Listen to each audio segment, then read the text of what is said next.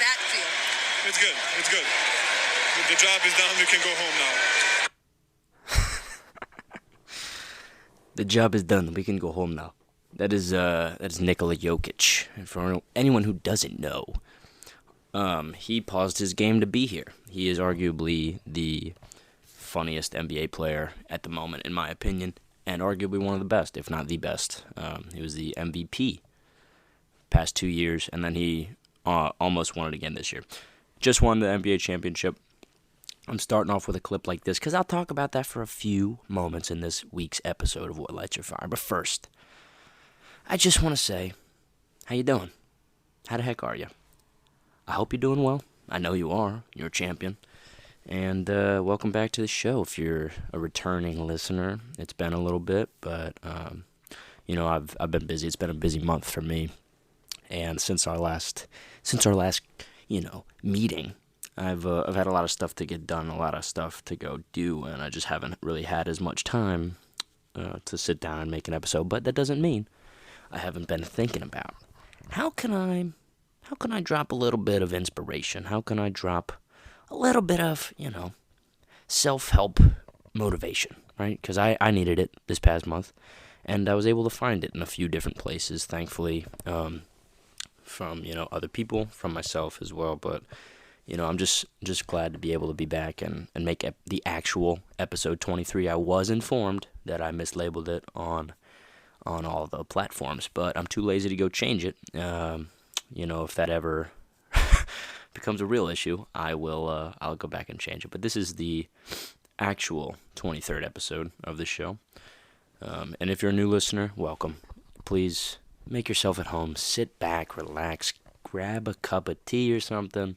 Me personally, in about 5-10 minutes, I'll be sipping on some collagen peptides. Woohoo! And then I'll get ready to go, exercise probably later after that. But I hope you're doing well. I hope you're just relaxing. Or if you're at work or whatever, wherever you are in life, sit back. Let me talk to you. But I'll give you guys a recap, from last time to now. I've just been, kind of, like I said, finding and needing things to keep me motivated and keep moving forward through life, especially in this last month. It's been my last month at work. And let me tell you, when you have an end goal in sight, boy, does time trickle by.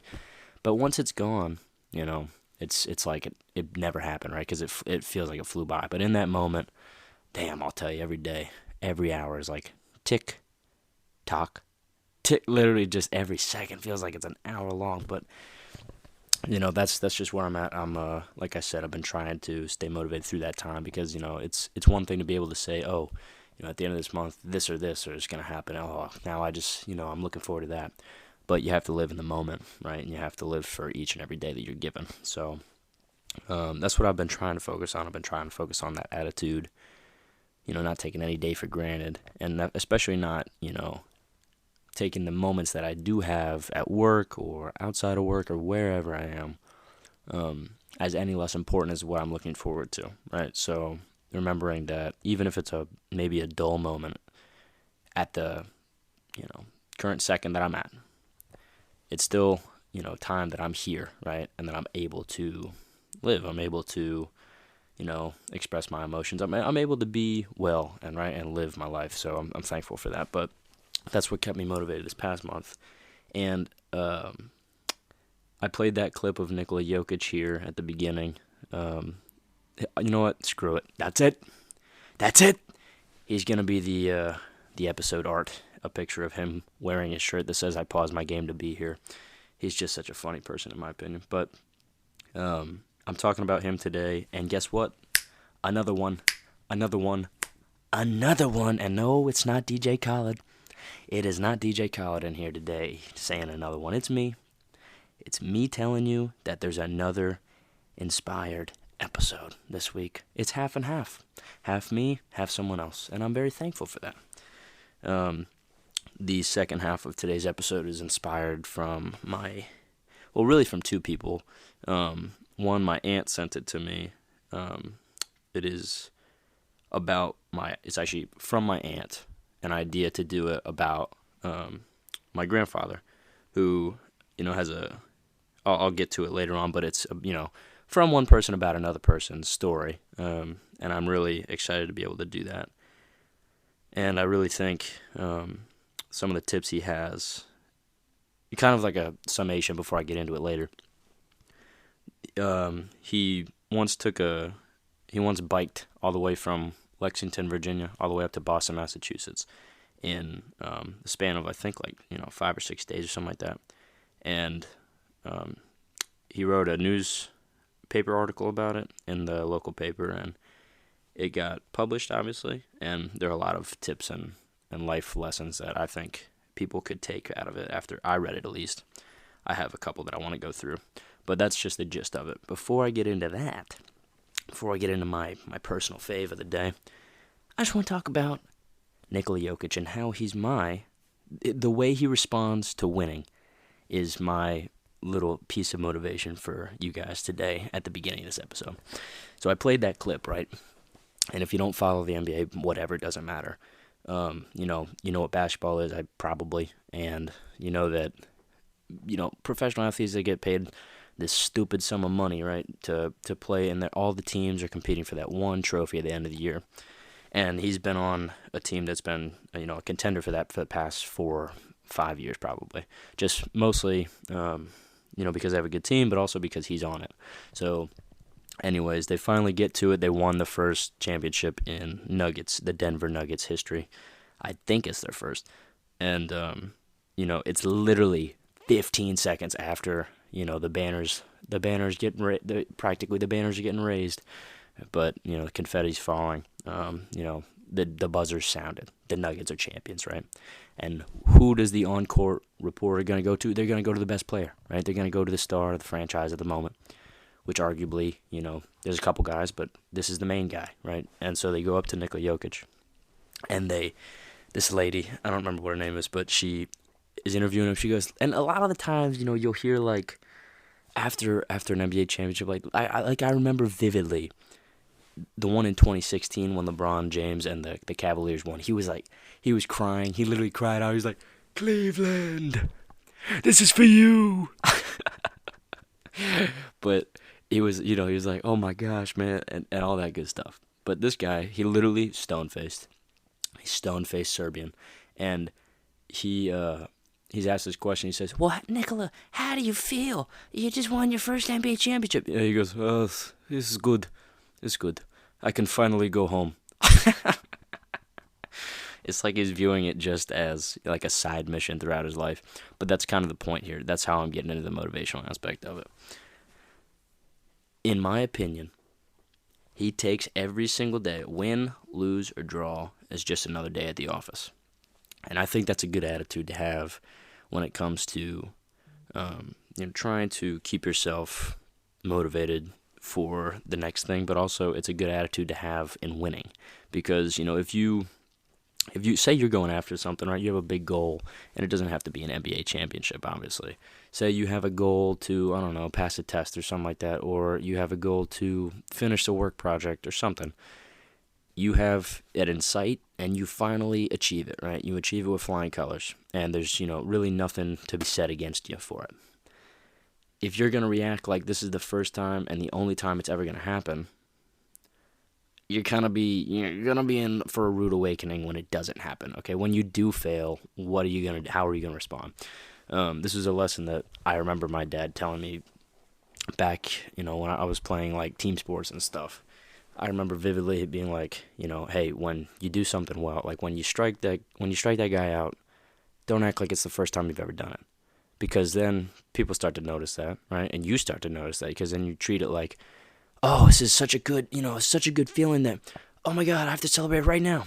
And then you kind of get used to that feeling of only success. And then when that failure does hit you, because it's bound to happen, how do you respond? Most likely you're going to respond a lot more negatively. So I think it's a good attitude to have, to just kind of have it as another day at the office, all right? Not to say you can't celebrate something, and not to say you can't be happy for your success, especially when you achieve a big goal, or, you're starting to see your dreams be achieved, right? But I think it's important to ground yourself and really put yourself in perspective, where you are, what you're doing. and really say at the end of the day, hey, I'm proud of myself, but time keeps ticking, right? Time keeps ticking. And when life does throw you curveballs, you're not going to be worse for wear after missing them. You're swing and miss every freaking time, right? And you're not going to be like, oh no, this is the worst day of my life. You're going to be like, okay, I've been on the other side of this.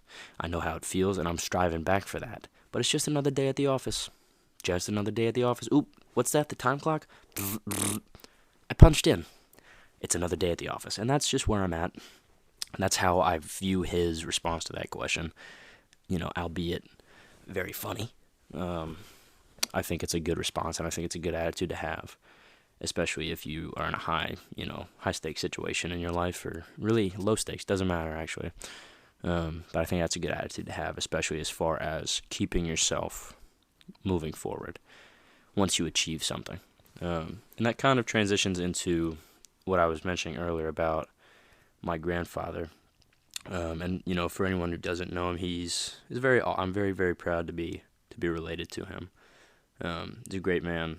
He's very adventurous, and I'd like to, think that if I could be half as adventurous as him in life, I think I'll be able to have a lot of cool stories. But, like, for example, I believe it was his 80th birthday. I don't know, I was younger. Maybe his 80th birthday. He went skydiving. Boom. I was like, that's so absolutely boss to just be like, yeah, fuck it, going skydiving. Sorry, cursed. Whoops, curbs. It's okay. Don't tell anybody. Don't get me striked here on Spotify. But yeah, that's just a little gist of who he is as a man.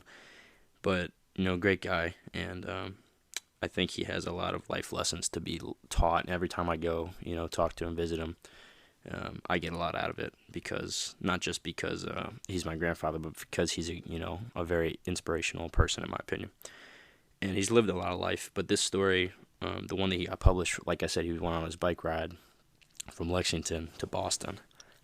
That's a long distance. I don't know how long that is exactly, but I know that I couldn't do it, and he did it at the age of 60. So that's kind of impressive. So that's just setting the base here.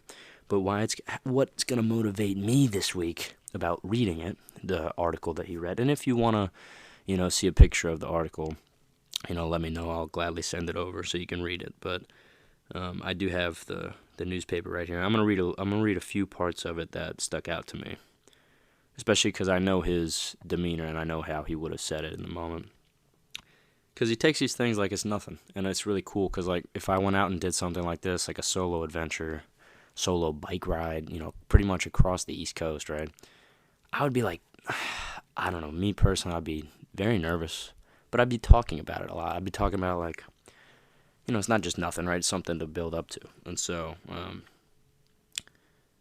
I think the way that he describes it is, actually he describes it was an excellent choice to go on a bike ride across to Boston, right? So he says, maybe for you a bus or a train trip, a hiking trip, or perhaps some long walks would be more appropriate. For me, it was essential to do it alone with no other commitments. I like that. Being able to ground yourself in what works for you helps me stay motivated, and hopefully helps you stay motivated, to kind of find new perspectives in life, because I think that's a very crucial aspect of really enjoying every day. And so that's just kind of setting the tone here. But long story short, if you really want to read the whole article, I'm not going to read the whole thing to you. Go ahead and let me know. But he has at the end of it like a bunch of tips that he had written down or thought of on the whole 700-mile journey. And I'm going to read to you just like 3 other ones that stick out to me. Now the first one being, in no particular order, the first one that's going to help me stay motivated this next week or so, however long I get back to you guys again. Hey, I'm a little finicky, I know. Could be a week, could be a month, could be a year. You don't know, and that's the beauty of this. You gotta be held on the end of that leash. And then once I let you go, you can get after more episodes. But the first one is kind of in tune with what I've said before. Go 1 mile at a time. That's what he says here. Go 1 mile at a time. You got to take it with so like I've said before on this podcast, it's from another person in my life. Be where your feet are. That's the same attitude. Be where your feet are. Go 1 mile at a time. Don't plan 4,000 feet ahead. For me personally, right now, like I was saying with work, right, I'm almost done. I actually, in fact, I have like a few more days, right? A few more mornings waking up early. A few more commutes that are, painstaking in the headache department. But it's just a few more. So I'm going 1 day at a time.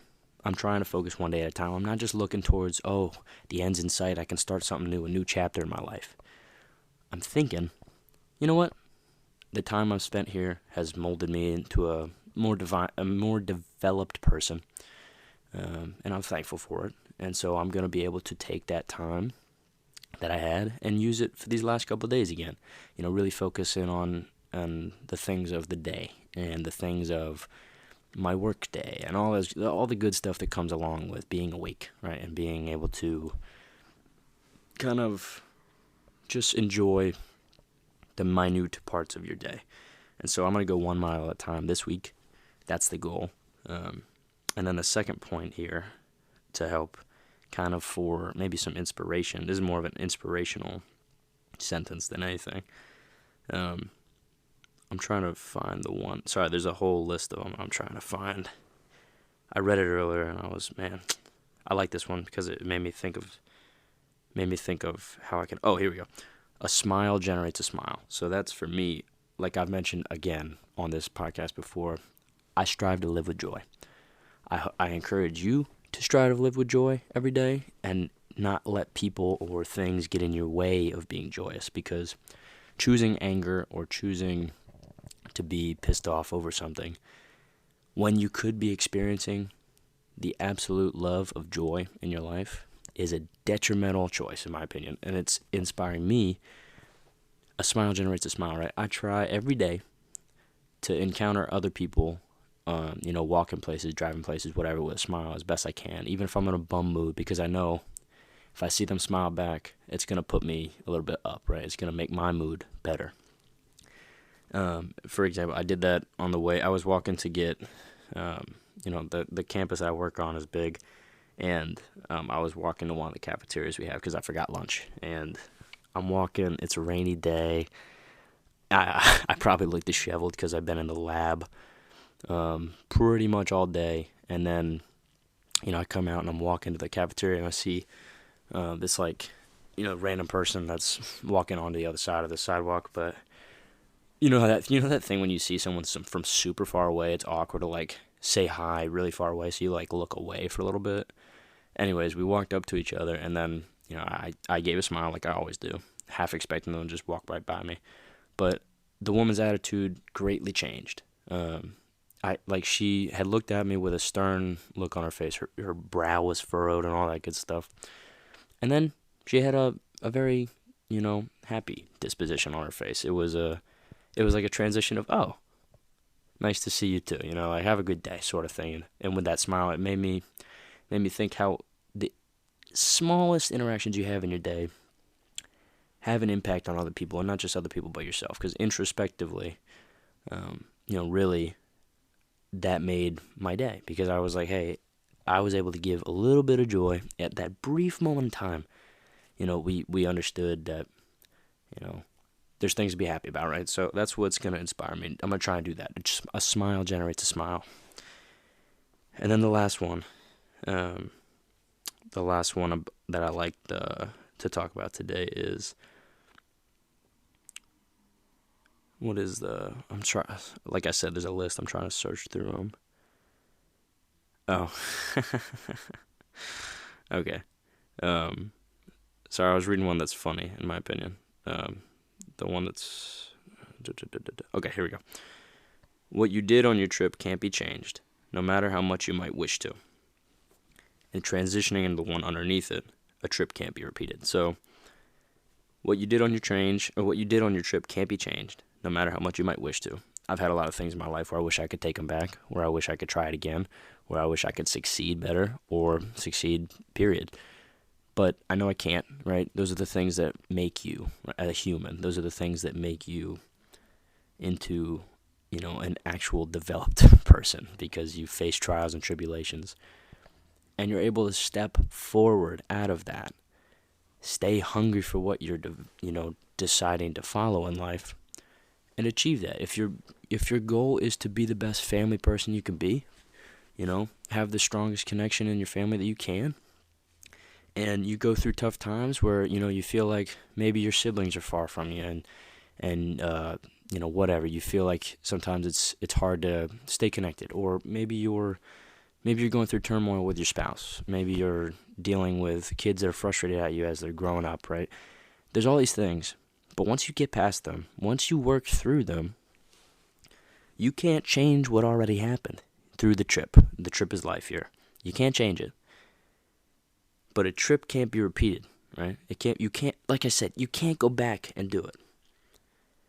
No matter how bad you want to, it can't be repeated and it can't be changed. But there's a caveat here that's going to be, I don't think it's actually the word. See, I do this all the time.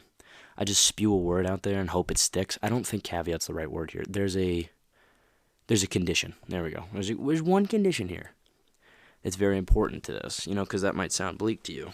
A trip can't be changed, can't be repeated. But guess what?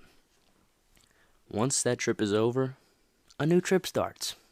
So after you realize that, hey, I've gotten to this point in my life and I'm not happy with this one certain aspect. I'm not happy with this relationship that I have. I'm not happy with, the way that this turned out. Well, guess what? The beauty of it is you got tomorrow to wake up and try again. You got tomorrow and work on it. Sorry, that's just how it is. Sorry, try your best. That's all I can say. And I like that aspect of this week's episode. I really do, especially because it's close to home, those themes, because they come from a man that I respect very well and who I'm blessed to be able to be related to. But also, it provides with a lot of introspective thought.